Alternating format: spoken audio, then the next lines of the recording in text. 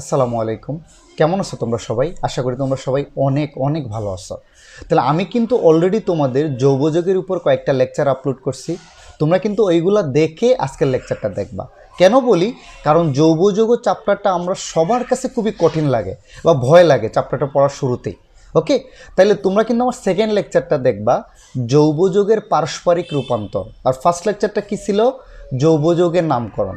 So এই দুইটা lecture যদি কেউ পড়ে ফেলে তাহলে এই যৌগযোগ চ্যাপ্টারটা তার কাছে আমি মনে করি ডাল ভাত হয়ে যাবে। তোমরা ওই দুইটা লেকচারে একটু 2-4 ঘন্টা সময় দাও, তাহলে দেখবা ইনশাল্লাহ তোমাদের যৌগযোগের মতো সহজ চ্যাপ্টার তোমাদের কেমিস্ট্রিতে আর নাই। জাস্ট ওই কয়েকটা ছক মুখস্থ করলেই কিন্তু যৌগযোগের চ্যাপ্টারটা শেষ। কিন্তু আমরা এই যে কয়েকটা বিক্রিয়া শিখতে চাই না, মুখস্থ করতে চাই না, এই কারণে আমাদের কাছে কী লাগে? ভয় লাগে। তাহলে আমাদের আজকের টপিকটা হচ্ছে অ্যালকিনের প্রস্তুতি ও বিক্রিয়াসমূহ, অর্থাৎ অ্যালকিন কীভাবে তৈরি করবা আর অ্যালকিন কী কী বিক্রিয়া দেয় সেটা আমরা আজকে শিখে ফেলবো। আমি এখানে একটা ছক দাঁড় করাইছি, দেখো জাস্ট দুইটা বাম পাশে হইলে গিয়ে প্রস্তুতি, এই যে দেখো এইটা বিক্রিয়া করে অ্যালকিন তৈরি করতেছে, এইটা বিক্রিয়া করে অ্যালকিন তৈরি করতেছে। আর ডান পাশে হইলে গিয়ে অ্যালকিন কী কী বিক্রিয়া দেয়।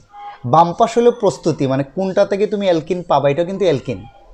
এই জিনিসটা হলো অ্যালকিন, অর্থাৎ কোন কোন জিনিস থেকে তুমি অ্যালকিন তৈরি করতে পারবা আর অ্যালকিন তোমাকে কী কী বিক্রিয়া দেয়। সো দেখো সিম্পল একটা ছক মুখস্থ করলে অ্যালকিন যত টাইপের অ্যালকিনের প্রস্তুতি আছে এবং যত টাইপের বিক্রিয়া আছে তোমরা শিখে ফেললা। তাইলে অ্যালকিন জিনিসটা কি আমি একটু বলে দিই। অ্যালকিন তো তোমরা জানোই যে সকল যৌগে কি থাকবে, কার্বন কার্বন কি থাকবে, দ্বিবন্ধন থাকে, তাই না? কার্বন কার্বন দ্বিবন্ধন বিশিষ্ট যৌগকে আমরা কি বলবো? অ্যালকিন। মনে আছে তো তোমাদের সবাই? আচ্ছা, এই অ্যালকিনটা আমরা কিভাবে তৈরি করতে পারি? 1 নম্বর বিক্রিয়াটা দেখো, এটা তো আমরা সবাই চিনি। ইথানলের সাথে গাঢ় সালফিউরিক অ্যাসিডকে যদি তুমি উত্তপ্ত করো, এই চিহ্নটা মানে কি? এই কোনো জায়গায় যদি এই চিহ্ন দেয়া থাকে, এটা মানে বোঝায় উত্তপ্ত করা। তোমাকে বাংলায় লেখা লাগবে না। এই তীর চিহ্নের উপরে যদি এই যে ত্রিভুজ চিহ্নটা দেয়া থাকে, এটা কেমিস্ট্রির ভাষায় বলা হয় তুমি হিট দিচ্ছ। তাইলে ইথানলকে যদি গাঢ় সালফিউরিক অ্যাসিডের সাপেক্ষে তুমি উত্তপ্ত করো, তাহলে তুমি কি পেয়ে যাবা? ইথিন পেয়ে যাবা। এই যে কার্বন কার্বন দ্বিবন্ধন মানেই অ্যালকিন পেয়ে গেছো। তাহলে আমি এখানে বিক্রিয়াটা লিখি, দেখো তো এটা কি ইথানল না? এই যে দেখো, ইথানলের সাথে গাঢ় সালফিউরিক অ্যাসিড কে যদি তুমি উত্তপ্ত করো, তাহলে তুমি কি পেয়ে যাবা? ইথিন পেয়ে যাবে। মানে এখান থেকে এখনো পানি বের হয়ে যাবে। এই যে এখান থেকে এখনো পানি বের হয়ে যাবে, এই যে আমরা ইথিন পেয়ে যাব। এখন তুমি বলতে পারো যে ভাই ইথিন পাবো, প্রোপিন পাবো না, কারণ অ্যালকিনে তো আরও কয়েকটা আছে। তুমি জাস্ট একটা জিনিস চিন্তা করো, তুমি জয় কার্বন বিশিষ্ট অ্যালকিন বানাবা, ওই কার্বন বিশিষ্ট অ্যালকোহল নেবা, আর কিচ্ছু না। তুমি এখানে 2 কার্বন বিশিষ্ট অ্যালকোহল বা ইথানল নিছো, তাই ইথিন পাইছো। যদি 3 কার্বন নিতাম, 3 কার্বন মানে বুঝছো তো, এই যে দেখো এটা কি? এটা ছিল ইথানল, তাই না? এটা কি? প্রোপানল। 3 কার্বন বিশিষ্ট যদি অ্যালকোহল নেই, সিমিলারলি গাঢ় সালফিউরিক অ্যাসিডের সাপেক্ষে কি করি? উত্তপ্ত করি।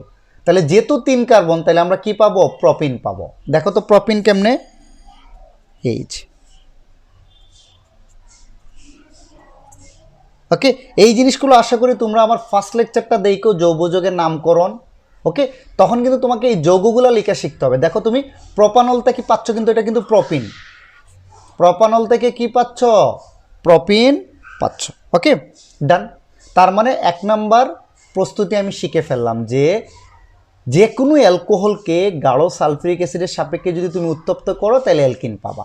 যেমন ইথানলকে যদি সালফিউরিক অ্যাসিড দ্বারা উত্তপ্ত করে ইথিন পাবো, প্রোপানলকে সালফিউরিক অ্যাসিড দ্বারা উত্তপ্ত করলে কি পাবো? প্রোপিন পাবো।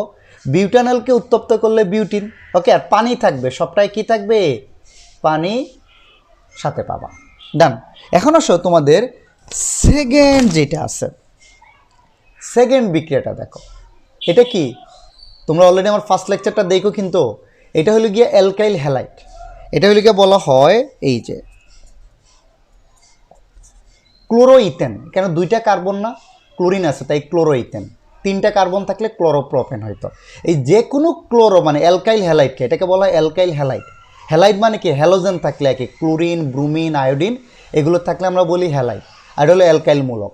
সো এই যে কোনো অ্যালকাইল হ্যালাইডকে বা যে কোনো ক্লোরোইথেন, আরেকটা লিখি আমি, দেখো এটা যদি ব্রোমো ইথেনও হয় কোনো অসুবিধা নাই, অথবা আমি 3 কার্বন বানিয়ে দিলাম। তোমরা সবাই ভয় পাও, কার্বন বাড়াই দিবে। এই যে এটা হলো ব্রোমো প্রপেন। এই যে কোনোটাকে যদি তুমি যে কোনোটার সাথে এই সোডিয়াম হাইড্রোক্সাইডের অ্যালকোহলিক দ্রবণ, এটা কিন্তু তোমাদের বইয়ে ভুল দেয়া আছে, এটা জলীয় দ্রবণ না, এটা হবে অ্যালকোহলিক দ্রবণ। মানে একটা মানে অ্যালকোহলের মধ্যে আমি সোডিয়াম হাইড্রোক্সাইড অ্যাড করবো। জলীয় দ্রবণ মানে জিনিসটা বুঝো তো, পানির মধ্যে সোডিয়াম হাইড্রোক্সাইড অ্যাড করা, আর এটা হলো অ্যালকোহল, মিথানল বা এইগুলোর মধ্যে আমি সোডিয়াম হাইড্রোক্সাইড অ্যাড করব। যে কোনোটাই অ্যাড করো, অসুবিধা নাই। অ্যাড করলে আমরা কি পাবো? সমান হবে, সরি। অ্যাড করলে আমরা কি পাবো দেখো তো, যেহেতু এখানে 2টা কার্বন, তাহলে আমরা ইথিন পেয়ে যাব। এই যে দেখো ইথিন। আর এই যে সোডিয়াম ক্লোরিনের সাথে বিক্রিয়া করে কি তৈরি করবে? সোডিয়াম ক্লোরাইড, আর সাথে তুমি পানি পাবা। তাহলে দেখো যে কোনো অ্যালকাইল হ্যালাইডকে যদি তুমি সোডিয়াম হাইড্রোক্সাইডের অ্যালকোহলিক এএলসি লিখে দিবা, দ্রবণ দ্বারা উত্তপ্ত করো, তাহলে তুমি কি পেয়ে যাবে? এটা উত্তপ্ত করা, হ্যাঁ, তাহলে তুমি ইথিন পেয়ে যাবে। 2 কার্বন থাকলে ইথিন, সিমিলারলি এটা থাকলে খালি সোডিয়াম ব্রোমাইড হবে আর পানি। যেখানে 3 কার্বন, কিন্তু 3 কার্বন থাকলে তুমি কি পাবা? প্রপিন পাবা। আর যেহেতু ব্রোমিন আছে তাহলে সোডিয়াম ব্রোমাইড, ক্লোরিন থাকলে সোডিয়াম ক্লোরাইড আর পানি পাবা। তাহলে 2টা প্রস্তুতি আমি আবারও বলি, 2টা প্রস্তুতি দেখো তোমরা। 2টা প্রস্তুতি, নাম্বার 1 হচ্ছে যে কোনো ইথানলকে সালফিউরিক অ্যাসিড দ্বারা উত্তপ্ত করলে তুমি অ্যালকিন পাবা। যেমন 2 কার্বন বিশিষ্ট অ্যালকোহল বা ইথানলকে যদি উত্তপ্ত করো ইথিন পাবা, প্রোপানলকে উত্তপ্ত করলে প্রপিন। সিমিলারলি যে কোনো অ্যালকাইল হ্যালাইডকে সোডিয়াম হাইড্রোক্সাইডের অ্যালকোহলিক জলীয় দ্রবণ দ্বারা উত্তপ্ত করলে তুমি অ্যালকিন পাবা। সেটা যদি 2 কার্বন হয় তাহলে ইথিন পাবা, 3 কার্বন হইলে কি পাবা? প্রপিন, 4 কার্বন হইলে বিউটিন। ডান। তাহলে তোমার অ্যালকিনের প্রস্তুতি এই 2টা। তার মানে দেখো এই বিক্রিয়াই তোমার মুখস্থ করা লাগবে না, তুমি জাস্ট এই ছক 2টা মনে রাখলেই হয়। এই 2টা ছক মনে রাখো, তাহলে অ্যালকিনের প্রস্তুতি তোমার জন্য শেষ।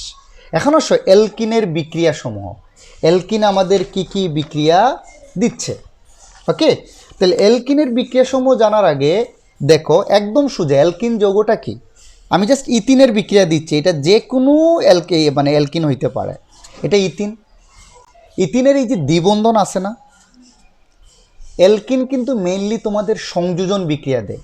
মানে সে কি করে, তুমি দেখো, তোমরা ইন্টারে গেলে আরও বিস্তারিত পড়বা। সে যখন বিক্রিয়ায় যায় এই দ্বিবন্ধনটা উঠে যায়, দ্বিবন্ধনটা উঠে কি হয়ে যায়? এক বন্ধন হয়ে যায়। কেন হয় সেটা তোমরা পরে ইন্টারে গেলে বুঝবা, এক বন্ধন হয়ে যায়।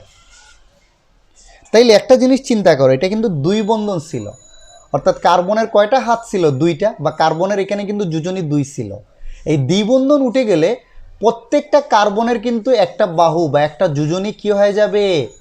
ফাঁকা হয়ে যাবে, রাইট? তাইলে তুমি যদি এই অ্যালকিনের সাথে যদি হাইড্রোজেন বা অন্য কিছু যুক্ত করো, এই হাইড্রোজেনের 2টা হাইড্রোজেন এই 2টা বাহুতে এসে কি হয়ে যাবে? যুক্ত হয়ে যাবে। সিম্পল। এই দ্বিবন্ধন উঠেই কি হবে? এই 2টা বাহু যে খালি হবে সেখানে 2টা জিনিস যুক্ত হয়ে যাবে। এটাই অ্যালকিনের বিক্রিয়া, আর কিচ্ছু না। তাহলে এটা আলটিমেটলি কি হচ্ছে বলো তো? এই জিনিসটা আলটিমেটলি হয়ে যাচ্ছে অ্যালকেন, ওকে? আমি এখানে তাই দিছি, দেখো এই যে ইথিন, এটা প্রপিনও হইতে পারে, বিউটিনও হইতে পারে। এই যে ইথিন, এই প্লাস মানে কি? ইথিন হাইড্রোজেনের সাথে বিক্রিয়া করবে।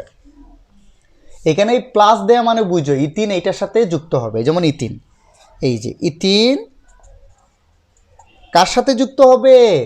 হাইড্রোজেনের সাথে।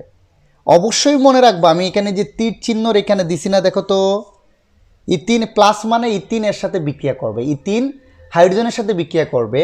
এটা মানে প্রভাবক, নিকেল প্রভাবকের উপস্থিতিতে 180 থেকে 200 ডিগ্রি সেলসিয়াস তাপমাত্রায়। তার মানে এই লাইনটা মনে রাখলেই তোমার হয়ে যায়। বাংলাটা কেমনে বলবা? ইথিন হাইড্রোজেনের সাথে বিক্রিয়া করবে নিকেল প্রভাবকের উপস্থিতিতে, বা প্রভাবক বলারই দরকার নাই, নিকেলের উপস্থিতিতে 180 থেকে 200 ডিগ্রি সেলসিয়াস তাপমাত্রায় বিক্রিয়া করে কি তৈরি করবে? ইথেন তৈরি করবে। এই যে তোমরা পরীক্ষায় ইথিন হাইড্রোজেনের সাথে বিক্রিয়া করে সোজাসুজি দিবা কি নিকেল 180 থেকে 200 ডিগ্রি সেলসিয়াস তাপমাত্রায় তুমি পেয়ে যাবা কি? ইথেন পেয়ে যাবা। ডান। তাইলে একটা বিক্রিয়া আমার শেষ, ওকে? তাইলে ইথিন কি করবে, হাইড্রোজেনের সাথে বিক্রিয়া করবে, নিকেলের উপস্থিতিতে 180 থেকে 200 ডিগ্রি সেলসিয়াস তাপমাত্রায় কি তৈরি করবে, ইথেন তৈরি করবে। সিমিলারলি এই ইথিন আবার পানির সাথে বিক্রিয়া করবে ফসফরিক অ্যাসিডের উপস্থিতিতে। এই যে H3PO4, এটা মানে কি বলতো, এই যে H3PO4 এটার সংকেত, এটা তোমরা সবাই হয়তো জানো, এটার ইয়েটা হইলে গিয়া ফসফরিক অ্যাসিড, এটার নাম হলো ফসফরিক অ্যাসিড। তাহলে ফসফরিক অ্যাসিডের উপস্থিতিতে 300 ডিগ্রি সেলসিয়াস তাপমাত্রায় আর 60 অ্যাটমসফিয়ার চাপে, 300 ডিগ্রি সেলসিয়াস তাপমাত্রায় আর 60, এটা কিন্তু মুখস্থ করতে হবে। ইথিন পানির সাথে বিক্রিয়া করবে ফসফরিক অ্যাসিডের উপস্থিতিতে 300 ডিগ্রি সেলসিয়াস তাপমাত্রায় আর 60 অ্যাটমসফিয়ার চাপে, কি তৈরি করবে, ইথানল তৈরি করবে। ইথিনটা কি পাবা, ইথানেল, প্রপিনটা কি পাবা, প্রপানেল। তাহলে এই বিক্রিয়াটা আমরা কিভাবে লিখবো, দেখো ইথিন কার সাথে বিক্রিয়া করবে, পানির সাথে। তুমি জাস্ট ছকটা মনে রাখলে কিন্তু হবে। এই যে তীর চিহ্ন, এটা হলো গিয়া ফসফরিক অ্যাসিডের উপস্থিতিতে 300 ডিগ্রি সেলসিয়াস তাপমাত্রায় আর 60 অ্যাটমসফিয়ার চাপে কি তৈরি করবে, ইথানল তৈরি করবে। ডান। এই যে দ্বিবন্ধন উঠে এটা জাস্ট কি তৈরি করে দিবে তোমাকে, ইথানল তৈরি করে দিবে। ডান, এটা বুঝছো তোমরা, আশা করা যায়, আশা করা যায় এটা তোমরা পারবা। তাইলে এটা শুধু কি ইথিন দিবে, না রে ভাই, ইথিন না, এটা তোমার অন্যটাও দিতে পারে। এই যে দেখো, এটা কি প্রপিন না, প্রপিনও সেম বিক্রিয়া দিবে, একটু আগে যেটা বললাম, ফসফরিক অ্যাসিডের উপস্থিতিতে 300 ডিগ্রি সেলসিয়াস তাপমাত্রায় 60 অ্যাটমসফিয়ার চাপে, তখন এটা তৈরি হয়ে যাবে কি, প্রপানল। এটা মনে রাখবা খালি, ইথিন হইলে পাবা ইথানেল, প্রপিন হইলে প্রপানল। এখন দুইটা বিক্রিয়া জাস্ট শেষ, দুইটা প্রস্তুতি, দুইটা বিক্রিয়া শেষ। আরও দুইটা বিক্রিয়া আছে যেটা হলো অসম্পৃক্ততার পরীক্ষা। এটা হলো সকল অসম্পৃক্ত যৌগ এই বিক্রিয়াটা কি দিবে। এখন তোমরাই আমাকে বলো তো ভাই, অসম্পৃক্ত যৌগ কি, অসম্পৃক্ত যৌগের কথা ভুলে গেছো না মনে আছে, মনে থাকার কথা। অসম্পৃক্ত যৌগ হইল গিয়া যে সকল জৈব যৌগে, যৌগের মধ্যে কার্বন কার্বন দ্বিবন্ধন অথবা কি থাকে, কার্বন কার্বন ত্রিবন্ধন, তাই না, তাদেরকে আমরা কি বলি, অসম্পৃক্ত যৌগ। আর কার্বন কার্বন এক বন্ধন থাকলে সম্পৃক্ত যৌগ, তাই না। সম্পৃক্ত যৌগ যেমন মনে আছে তো, মিথেন, ইথেন, এগুলো হলো সম্পৃক্ত, কারণ এদের যৌগের মধ্যে কার্বন কার্বন এক বন্ধন আছে। আর অসম্পৃক্ত মনে আছে তো, যেমন ইথাইন, এই যে দেখো এই যৌগের মধ্যে কার্বন কার্বন ত্রিবন্ধন আছে, অথবা ইথিন, তাই না, এগুলো হলো অসম্পৃক্ত যৌগ। এই দুটো হলো অসম্পৃক্ত যৌগ। আর অ্যালকেন বা মিথেন, ইথেন, প্রোপেন, এগুলো হলো সম্পৃক্ত যৌগ। আশা করা যায় বুঝছো। তাইলে এই যে অসম্পৃক্ত যৌগগুলো আছে না, তো অ্যালকিন কি অসম্পৃক্ত না, অ্যালকিনের সব যৌগে কি কার্বন কার্বন দ্বিবন্ধন আছে। এই কার্বন কার্বন দ্বিবন্ধন যৌগের দুইটা ট্রেডমার্ক বা দুইটা কমন বিক্রিয়া আছে। ওকে, এটা কিন্তু কার্বন কার্বন ত্রিবন্ধনও দেয়। তা আমি অ্যালকিনে রাখছি তো শুধু অ্যালকিনটা দেখাই। মানে এই দুইটা বিক্রিয়া যদি অ্যালকিন দে, মানে কোনো একটা যৌগ তোমার হাতে দিয়া বললো যে তুমি বলো তো যৌগটা সম্পৃক্ত না অসম্পৃক্ত, তোমার হাতে একটা যৌগ দিয়া বললো, তোমার স্যার বললো যে বলো তো বাবা এটা সম্পৃক্ত যৌগ না অসম্পৃক্ত যৌগ, তুমি কি দেখে বলে দিতে পারবা, অবশ্যই পারবা না। তখন তোমাকে বিক্রিয়া ঘটাইতে হবে, আইদার তুমি এই বিক্রিয়া করাবা অথবা এই বিক্রিয়া ঘটাবা। বিক্রিয়া গঠানোর পরে আমি বলে দিচ্ছি কি হইলে বুঝবা এটা সম্পৃক্ত আর না হইলে অসম্পৃক্ত। তাহলে সম্পৃক্ত আর অসম্পৃক্ত যৌগটা চিনছো তো। তাহলে আমি একটা যে কোনো সম্পৃক্ত যৌগ নিচ্ছি, যেমন ইথিনই নেই, সহজটা নেই, তোমাদের যেহেতু বুঝাচ্ছি তোমরা বুঝবা। ইথিনের মধ্যে যদি তোমরা ব্রোমিন দ্রবণ যোগ করো, আর এই ব্রোমিন দ্রবণটা কি হয় মনে রাখবা, লাল বর্ণের হয়। ব্রোমিনের জলীয় দ্রবণ সবসময় লাল বর্ণের হয়। তাহলে যে কোনো যৌগের মধ্যে, যেমন আমি আগেই ধরে নিচ্ছি এটা অসম্পৃক্ত যৌগ, তার মধ্যে যদি ব্রোমিনের লাল বর্ণ যোগ করো তাইলে কি হবে, এই যে দুই পাশে দুইটা কি ব্রোমিন যুক্ত হয়ে যাবে। এই যে দ্বিবন্ধন উঠে দুই পাশে দুইটা ব্রোমিন যুক্ত হয়ে যাবে, এটাকে বলে ডাইব্রোমো ইথেন। দুইটা ব্রোমিন না, একটা থাকলে মনো বলি, দুইটা থাকলে ডাই, তিনটা থাকলে ট্রাই, চারটা থাকলে টেট্রা। তাহলে যেহেতু দুইটা ব্রোমিন আছে তাই এটাকে বলতেছি ডাইব্রোমো ইথেন। যদি ব্রোমিন না থাকলে এটাকে আমরা ইথেন বলতাম না, তাই ডাইব্রোমো ইথেন। তাহলে এটা কিন্তু বর্ণহীন, এটা কি বর্ণহীন। তাহলে একটা জিনিস বুঝে ফেলছো এখন তোমরা, না? তোমরা তো অনেক বুদ্ধিমান। তাহলে দেখো, আমরা একটা যৌগের মধ্যে লাল বর্ণের ব্রোমিন দ্রবণ যোগ করছি, যোগ করেই দেখলাম যে লাল বর্ণ নাই, লাল বর্ণটা কি হয়ে গেছে? গায়েব হয়ে গেছে, বর্ণহীন হয়ে গেছে না? যদি বর্ণহীন হয় বুঝবো এটা অসম্পৃক্ত যৌগ ছিল। আর যদি ব্রোমিন যোগ করার পরে বর্ণ গায়েব না হয়, মানে লালই থাকে, তাহলে বুঝবা সেটা কি? সম্পৃক্ত যৌগ। তাহলে এখন তোমার হাতে কেউ একটা জৈব যৌগ দিয়ে বলে, যদি বলো তো বাবা সম্পৃক্ত না অসম্পৃক্ত, তুমি তখন বলবো আমাকে একটা লাল বর্ণের ব্রোমিন দ্রবণ দেন। ব্রোমিন দ্রবণ তুমি ওই যৌগের মধ্যে অ্যাড করে দিবা, দিয়া যদি দেখো যে বর্ণটা গায়েব হয়ে গেছে, তাহলে বুঝবা এখানে যৌগটা সম্পৃক্ত ছিল। আর বর্ণ যদি বেনিশ বা দূরীভূত না হয়, তাহলে বুঝবা যৌগটা কি ছিল? সম্পৃক্ত ছিল। তাহলে এখানে এই বিক্রিয়াটা আমরা সিম্পলি মনে রাখতে পারো। দেখো, ইথিন প্লাস ব্রোমিন মানে কি? ব্রোমিনের সাথে বিক্রিয়া করবে, বিক্রিয়া করে ডাইব্রোমো ইথেন বা বর্ণহীন যৌগ তৈরি করে। ডান, একটা সম্পৃক্ত মানে অসম্পৃক্ততার পরীক্ষা তুমি পেয়ে গেলা। পরীক্ষা কিন্তু খুবই ইম্পর্টেন্ট, এগুলো আসে। কারণ আরেকটা আছে না, তোমাকে বললাম না আমি আরেকটা পরীক্ষা দেখাবো, সেটা একটু আমি তোমাদের কি করতেছি? দেখায়া দিচ্ছি। আরেকটা পরীক্ষা কি? তুমি যে কোনো অসম্পৃক্ত যৌগ, আমি যেমন অ্যালকিন পড়াচ্ছি তো অ্যালকিনই নিলাম, অ্যালকিনের মধ্যে যদি তুমি এই যে পটাশিয়াম পারম্যাঙ্গানেট আর KOH এর একটা দ্রবণ যোগ করো, মনে রাখবা এই পটাশিয়াম পারম্যাঙ্গানেটের দ্রবণ কিন্তু কি বর্ণের? গোলাপি বর্ণের হয়।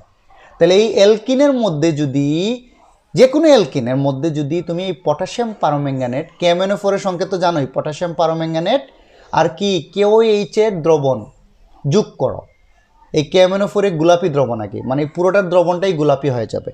এরা বিক্রিয়া কইরা তোমাকে একটা কি দিবে? জায়মান অক্সিজেন। এটা মনে রাখবা, এটার নাম হইল গিয়া জায়মান অক্সিজেন। বুঝছো?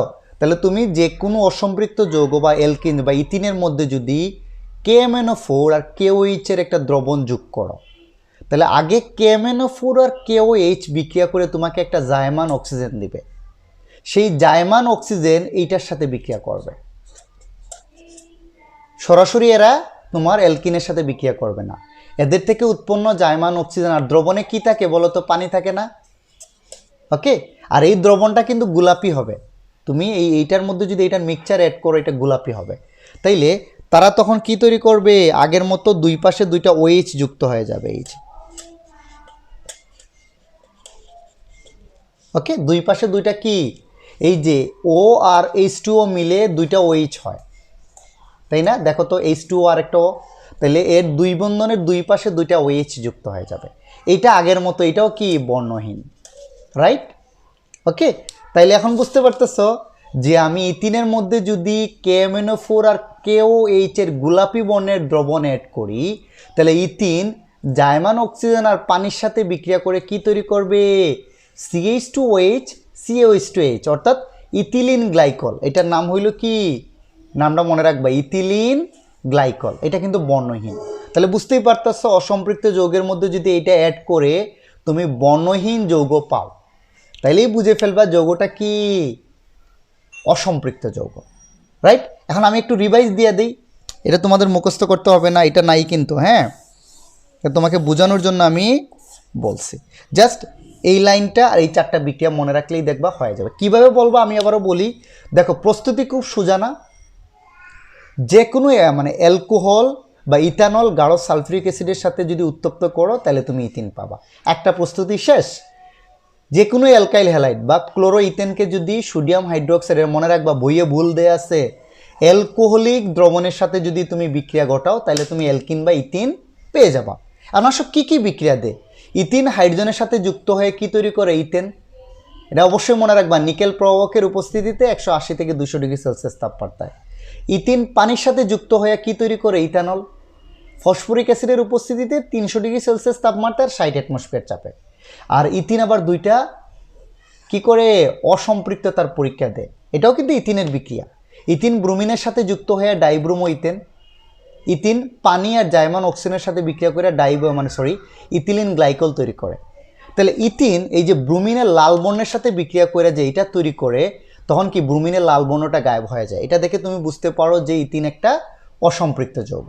সিমিলারলি ইথিনের সাথে যদি তুমি এই দুইটা অ্যাড করবা, কিন্তু ইথিনের সাথে কি দুইটা, এই দুইটা গোলাপি বর্ণের KMnO4 আর KOH এর যদি মিক্সচার অ্যাড করো, তাহলে প্রথমে এই দুইটা বিক্রিয়া করে তোমাকে জায়মান অক্সিজেন দিবে।